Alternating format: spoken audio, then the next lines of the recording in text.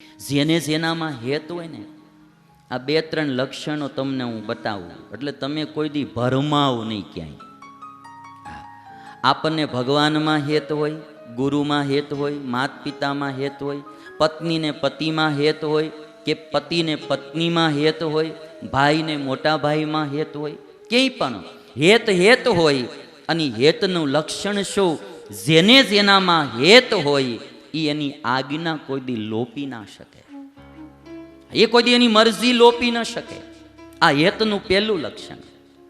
કે એમ કરે નહીં પછી એમ કે મન તમારામાં બહુ હેત, મન તમારામાં બહુ હેત.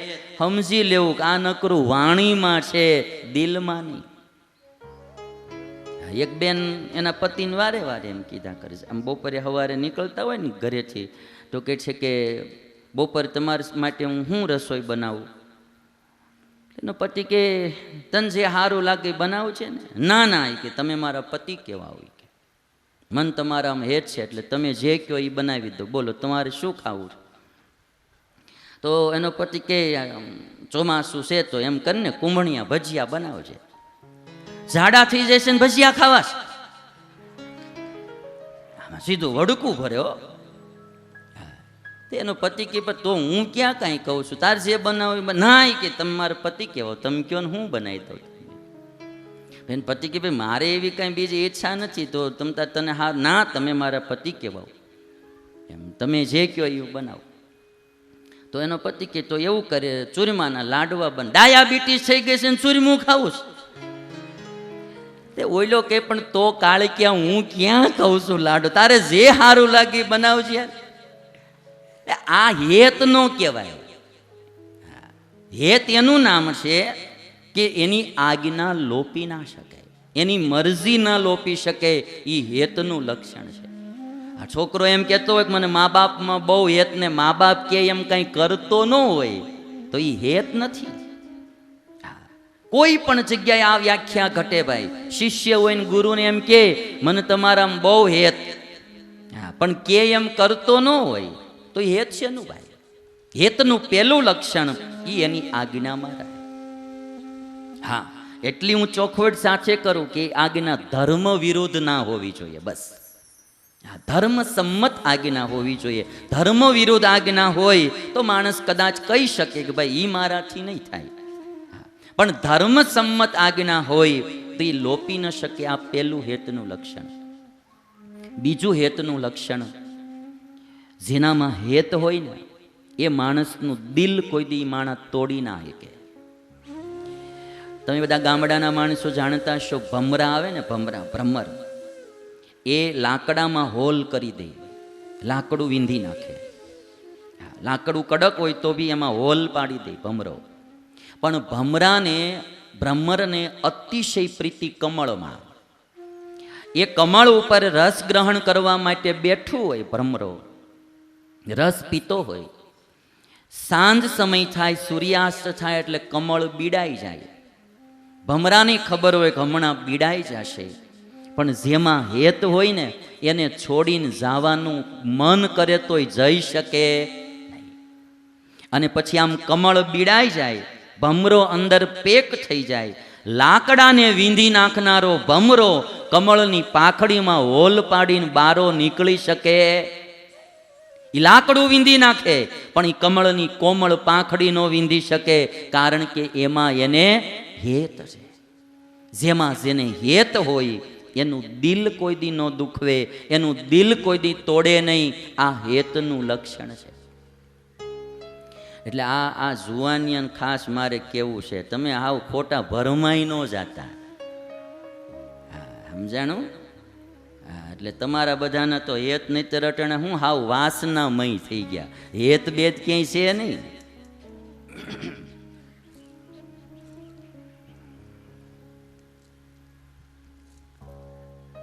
એક જણો જુવાનિયા નવો નવો સંબંધ થયેલો, તે પછી આમ આવડાન છે ને આમ હેતના ઉભરા એટલા બધા આવે કે જાણે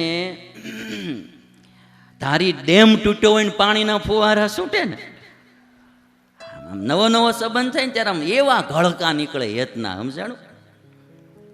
એટલે એ નવો નવો સંબંધ થયેલો ને એમાં એને શાયરી પત્ર લખ્યો પહેલાના જમાનામાં આ ફોન નહોતા ને તેથી લોકો પત્ર લખતા. મેં એવું પહેલાં એકવાર જોયેલું છે એટલે યાદ છે મને જરાક, એટલે હું તમને કહું કે એમાં એ જે પત્ર આવે ને, એટલે એક ભાઈનો નવો નવો સંબંધ થયેલો ને એમાં એનો પત્ર આવે, એટલે એ પત્ર ખોલે ને તો જાણે કે હોનાની લકડીનું બોક્સ ખોલતો હોય ને એમ ધીરે ધીરે ખોલ્યા, અને પછી આમ જાણે વાંચતો હોય તો જાણે કે વેદનો પાઠ કરતો હોય ને એમ ધીરે ધીરે વાંચે. પછી પાછો એ પત્રને આમ હૃદય હારે લગાડે, પછી પાછો હંકેલીને સુટકેસને તળિયે મૂકી દે. અઠવાડિયું થાય વળી પાછો પત્ર કાઢીને વાંચે. નવું નવું હોય ને ત્યારે હેત બહુ હોય. આવી રીતે એક ભાઈએ પત્ર લખ્યો ને એમાં લખ્યું કે જાગતી હો તો યાદ મોકલજે ને સૂતી હો તો સ્વપ્નું મોકલજે. અને આવડા બધાની શાયરીઓ તો એટલે આમ આમ આમ ન હોય તો કાલિદાસ બની જાય હો તમારે. એક શબ્દની ખબર ન પડતી હોય પણ સંબંધ થાય એટલે મારા કવિઓ થઈ જાય તરત એમ. જાગતી હો તો યાદ મોકલજે ને સૂતી હો તો સ્વપ્નું મોકલજે. ઓલી કે કપડાં ધોઉં છું ધોકો મોકલું.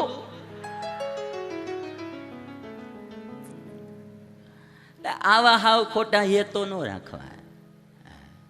હેતનું લક્ષણ એટલે હું તમને કહું, ભરમાતાની કોઈ જગ્યાએ જેનામાં હેત હોય એની આજ્ઞા પડે, જેનામાં હેત હોય એનું દિલ ન તોડી શકે, જેનામાં હેત હોય એનો કોઈ દી અભાવ ન આવે. જેનામાં હેત હોય ને ભાઈ એનો એને અભાવ ન આવે, એનો કોઈ દી એને અવગુણ ન આવે. એનામાં વાંક હોય ને તો એનો વાંક ન દેખાય. મેં એક પરિવાર જોયેલો, એનો પતિ દારૂડિયો અને બે આમ ઝૂંપડપટ્ટીમાં રોકો રહેતા હતા ને એમાં દારૂ પીને ઓલો આવે ને ઘરે બાંધે મારે પત્નીને હાથે. પણ બાજુવાળા અરે ઝઘડો થાય તો એની પત્ની એના પતિનો જ પક્ષ લે. મેં ઘણા સમય સુધી આ જોયું. નહીતર એના પતિમાં એક પણ સદગુણ નહીં. દારૂડિયો માણા, રખડું માણા, રળે પત્ની, આજીવિકા ઈ ચલાવે, આવડો હતો ખાઈ પી નકરો પીધા કરે. પણ જ્યારે ક્યારેય કોઈની હારે ઝઘડો થાય તો એની પત્ની પક્ષ એના પતિનો લે. જેનામાં હેત હોય એનો કોઈ દી અભાવ ન આવે, એનો કોઈ દી અવગુણ ન આવે. એક બેનને એના પતિમાં હેત હતું ને તે પછી એમાં એનો એક ભત્રીજો ને એ ભત્રીજો ને કાકા બેયનું ખેતર પડખે પડખે, એટલે કાકા ખેતર જાય ને તે ભત્રીજાએ ચીબડા વાવ્યો હોય ત્યાંથી પાટિયા માટો મારતા આવે. કાકા ચીબડા લેતા આવે, મકાઈ વાવી હોય ડોડા લેતા આવે. કાકાને આવી ટેવ. બેયનું ખેતર પડખે પડખે, માંડવી વાવી હોય તો એક પાથરો ભત્રીજાના ખેતરમાંથી ઉપાડતા આવે. છોકરાઓ માંડવી ખાઈ કે એમ. એક દી ભત્રીજો વારે વારે કાકાને કહેતો તો કાકા તમે આ રહેવા દો, પણ કાકા કંઈ માનતા નહોતા. એટલે ભત્રીજાને એમ થયું કદાચ કાકીને કહું અને કોઠારી કહીને જેક લાગે તો વળી કામ પતી જાય આપણું. એટલે એક દી કાકી પાસે આવ્યો. હવે કાકીને કાકામાં હેત બહુ. એટલે આ ભત્રીજો આવીને કહે છે કે કાકી, તો કે હા મારા કાકા છે ને એ કે. ત્યાં તો એના કાકી કે બેટા તારા કાકા એટલે તારા કાકા, દુનિયામાં તારા કાકાનો જોટો ન ચડે કે. એટલે પણ ઓલો ભત્રીજો કે પણ કાકી મારી વાત તો તમે સાંભળો, હું એક વાત. અરે કે બટા જો તારા કાકા 4 જોડી સોયણી રાખે, નાડી એક જ રાખે. તારા કાકા ખોટા ખર્ચા ન કરે કે. ઓલો ભત્રીજો કે પણ તમે કાકી હું એક ફરિયાદ કરવા આવ્યો છું, તમે સાંભળો તો એ કે જો બટા તારા કાકા ગમે એટલી વાર મારી અરે બાંધ્યા હશે, એણે હજી સુધીમાં કોઈ દી મને નાની ગાળી નથી દીધી કે. સમજે? નાની નથી, આવડી આવડી દે.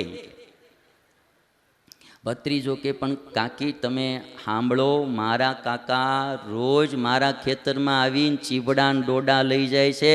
તે દી એની કાકી કે જો બટા તારા કાકાને તો સબ ભૂમિ ગોપાલ કી, મારું તારું તો સંસારી જીવને હોય.